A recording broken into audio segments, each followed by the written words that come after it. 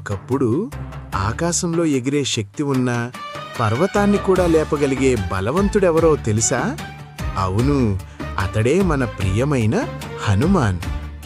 కాని అతని బలం కంటే గొప్పదేమిటో తెలుసా? అతని భక్తి. ఒకరోజు హనుమంతుడు సముద్రం పక్కన కూర్చుని ఆలోచిస్తున్నాడు. నా రాముడు ఇప్పుడు జగన్నాథుడిగా ఉన్నాడట, నేను ఆయనను చూడాలి. అలా అనగానే షూ ఒక పెద్ద దూకుడు వేసి ఒడిషాలోని పవిత్రమైన జగన్నాథ ఆలయం దగ్గరకు వచ్చేశాడు. కాని ఏమైంది? ఆలయ ద్వారం మూసి ఉంది. హనుమంతుడు కొంచెం బాధపడ్డాడు, కానీ కోపం రాలేదు, ఎందుకంటే అతనికి భక్తి ఉంది.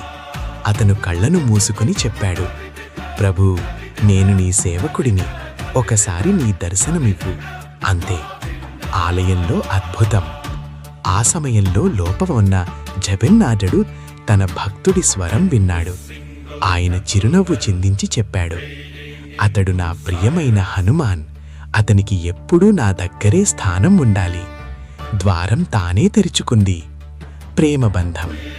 జగన్నాథుడు ప్రేమగా అన్నాడు, హనుమాన్, నువ్వు చాలా చంచలంగా ఉంటావు. సముద్రం వైపు మళ్లీ దూకకూడదు, నా దగ్గరే ఉండు.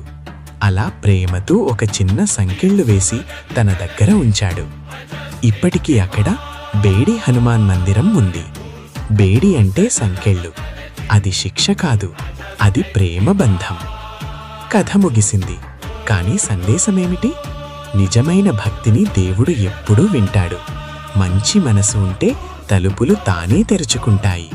ప్రేమతో బంధమైతే అది. పిల్లలు, ఈ కథ మీకు నచ్చితే సబ్స్క్రైబ్ చేయండి, మీ ఫ్రెండ్స్కి షేర్ చేయండి. Bye bye. మళ్ళీ మరొక మంచి కథతో నేనెందుకొస్తాను.